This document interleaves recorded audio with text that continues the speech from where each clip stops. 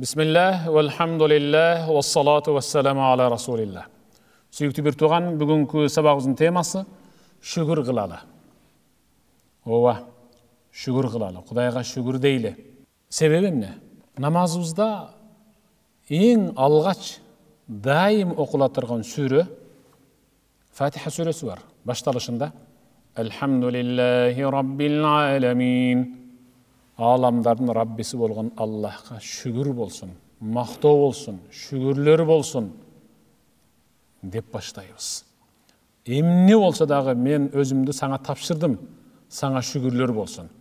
Жақшылық жазсаң да тағдырыма, жамандықты жазсаң дағы sana şükürler bolsun. Sen bilүүчүсүң, sen meni жараттың, менин тағдырымды кошо жаздың, sen өзүң билесиң деп кол кошуруп, ар бир инсан өзүн Аллахка тапшыруу болуп эсептелет. Ошон үчүн Allah aytқан, mağa şükür kıla ver. Mağa şükür kıla vergin ile. Estağfirullah. La in şekertum la azidannakum ve la in kefertum inna azabi leşedid. Sadakallahul azim. Bendem men bergen molçuluğa, genençilike, ırıskı berekege, densoğluğa, bardarçılığa şükür kıla ver. Men bergen sen şükür kıla ver. Göp berembi, orta berembi, az berembi şükür kıla ver. La azidannakum bererimdi arttıra veremin. Arttıra veremin. Kayra göbeytip bere veremin esepte büt albay kalasın. Ve la in kafartum egerde çekten assan, kutursan bergenime, şükür kılbasan, nalısan, anda bere turgan azabım dağı da çoğurak boladı. Kuturbaylı da çekten çıkıp ketpeyli, Kuday saktasın. Oşon üçün şükür kılalı. Antkeni Peygamberimiz Muhammed sallallahu aleyhi ve sellem aceben li emril mu'min. Mu'mindin işi suhtanarlık. İnne emrahu kullehu hayır. İşinin büt barı жақшылық menen ayaktaydı.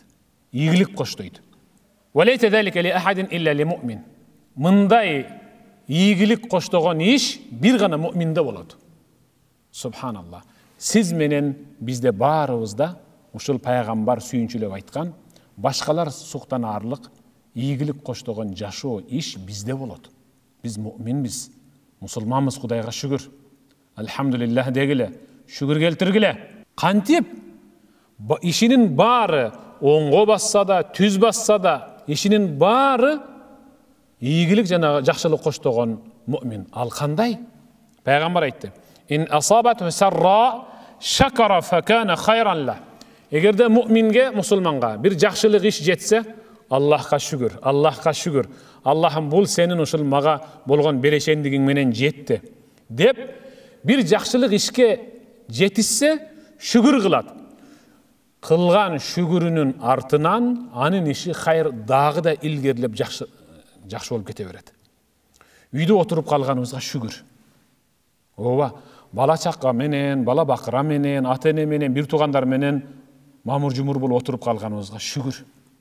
Мында да бір игілік бар. Мында да бір жақшылық бар. Шүгір дей бергіле. Қандай жақшылық бар? Балалардың тарбиясын өзіміз көріп атабыз көзіміз менен.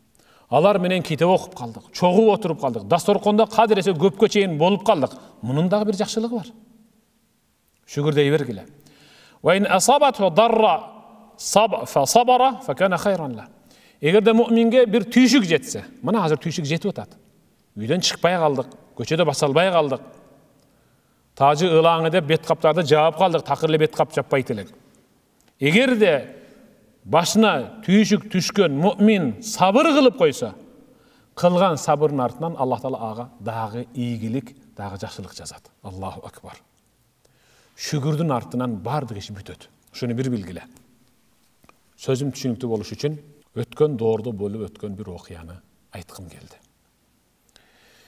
Bir өлкөнүн падышасынын ай чырайлуу бойго жеткен кызы бар эле. Күндөрдүн bir күнүндө Jin oğrus menen oğrup, akılından adaşıp, kelbeti gelişken ay çıraylı, baralına jetip durgan kız, jinjirlanıp, oğuzundan göğük çıkıp, jatıp kaldı. Dariger артынан dariger çakırıp, takır argası tügöndü. Ошондо эң акыркы келген дарыгер падышага карап туруп, айгат бул кызыңыз. Айыкпаган дарт бар беле. Аллах дартты берсе, дабасын кошо берет. Айгат, бирок бир шарт менен. Кудайга шүгүр кылган инсандын кийип жүргөн кийимин алып келип, кызыңыздын бетине жабыш керек, денесине. Ошондо айгат деди. Ойгокуй, мындайды каяктан табабыз деп аябай ойго түшөт.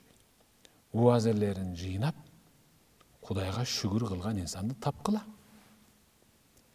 Уазерлерин арасынан бирөөсү туруп, Кудайга шүгүр кылган болду болбоду, мунобул өлкөнүн падышасы Кудайга шүгүр кылат болуш керек. Ушул. Анткени анда байлыкта, бийликте, падышалыкта эч бир кемчилиги жок, бүт бардыгы түгөл. Ошого баралы, падышам. Падышасы айтат: силерге ушунча күн мөөнөт, таап келесиңер, таппасаңар башыңар кетет. Падышага барат, ошол башка өлкөнүн падышасына барып, жолугуп, кезигип, анан сурайт: биздин падышабыздын кызы ушинтип ооруп калды.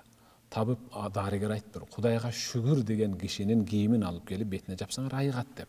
Кеңешип отуруп, сизди таптык. Байлык десе бар, бийлик десе бар, баары сизде. Сиз шүгүр кылат болушуңуз керек. Кийимиңизди берсеңиз. Десе жанагы падыша наалып, шүгүр кылмакмын го. Туура айтасыңар. Байлык да бар менде, бийлик да бар, эч бир кемчилиги жок, бирок бир эле кемчилдик бар. Падышалыгымды мураска калтырып кете турган туяк жок менде. Ушуга мен ушу шүгүр кыла албай жүрөм да. Ушу бир уулум болгондо ошого падышалык таштап кетет элем деп наалыган. Ойлогон ою оңунан чыга бербеген уазирлер ал жерден куржалак чыгышып, анан сүрүштүрүп жүрүп, дагы бир өлкөдөгү эң көп жашаган, узак өмүр жашаган аксакалга барыптыр. Канча жылдарды өткөрдүңүз, бардык турмуштун запкысында, кубанычында көрдүңүз, ечен деген белестерди ачтыңыз. Сизден бактылуу адам жок болуш керек. Болбосо сиз теңдүүлүмүт бардыгы кетти да. Десе, жашашы жашадым го, бирок чайнап жегенге муну тиштер калбай калды деп наалыганда. Ошентип ал жерден дагы жолу болбой, эми башыбыз кетсе дагы ушу өзүбүздүн өлкөбүзгө барып өлөлү.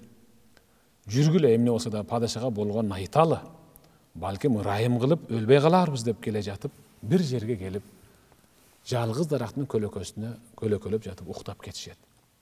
Бир учурда Алхамдулиллах, Алхамдулиллах, Аллахка шүгүр, Аллахым сага чексиз шүгүрлөрү болсун деген сөз кыйкырыктан улам ойгонуп кетишет. Болду болбоду.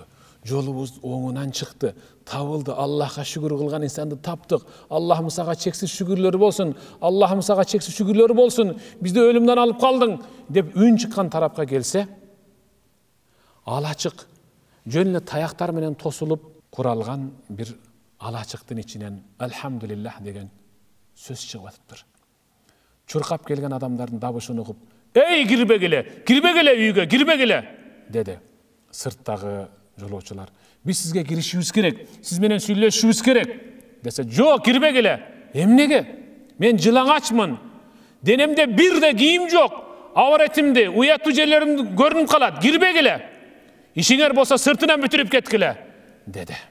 Болгон окуянын баарын айтып бүткөндөн кийин, анан бирөөсү кийимин сыртынан, ошо алачтын сыртынан ичине ыргытып, ал кийимин жамынып, анан сыртка чыгат. Учурашат. "Ой, кагылайын, дырдай жылаңач, кийимиң жок болсо, эмнесине шүгүр келтирип атасың? Шүгүр келтире турган бир хан сарайың болбосо, бул жагынан тиктесе бүт баары көрүнө турган, таяктар менен шыргыйлар менен тосуп алган чатырдын ичинде, алачыктын ичинде ушинтип Кудайга шүгүр отурасың" десе, биринчиден Алла момун мусулман кылып, ден соолугумду чың, алтсанымды аман, ыйманымды бекем кылып жаратканга шүгүр келтирбей анан эмне дейт элем? Наалыгандан эмне пайда? Мен Аллахка шүгүр кылгандыгым үчүн ушинтип Аллах менин өмүрүмдү узартып, ыйманымды бекем, ден соолугумду чың кылып атпайбы? Кийим деген ал калып кетет. Ушул мен кийген кийим өлгөндө чечилип калып атпайбы? Алланын алдына жылаңач барабыз, кийимчен барбайбыз да. Деди. Кубангандан ага бирөөсү кийимин, бирөөсү дагы тагынчагын берип, анан төбөсүнө мингизип, өз өлкөсүнө кайтып падыша кылып келди. Ошондо жанагы кедей Аллахка шүгүр кылып ибадат кылган кедей падышага айткан: менин кийимимдин жабылышы шарт эмес. Менин кийимимдин жабылышы кызыңыздын метине бул шарт эмес. Сиз жашооңузга, бардарчылыкка, ден соолугуңузга, өткөрүп аткан күнүңүзгө, түнүңүзгө альхамдулиллах деп дарат алып эле саждага барың, Аллах шифа берет деди. Падыша кедейдин айткандай кылып дарат алып, өткөн күндөрүнө өкүнүп, көз жаш кылып, Аллахым сага чексиз шүгүрлөр болсун деп чекесин саждага коюп, альхамдулиллах, альхамдулиллах, альхамдулиллах саждада кайра шолоктоп ыйлап атты. Падыша саждадан башын көтөргүчөктү Аллах Таала анын кызына шифа берип айыктырып койгон. Кагылайын бир тууган. Эгерде мынау ылаңдан кутулабыз десек, буга да шүгүр кылгыла. Мунун да аркасында бир ийгилик, жакшылык бар. Шүгүр кыла берели, Аллах берерин дагы арттыра берет. Шүгүр кыла берели, Аллах кырсыктан сактай берет. Шүгүр кыла берели, Аллах Таала сөзсүз түрдө өз ырайымын, мээримин жадыра берет.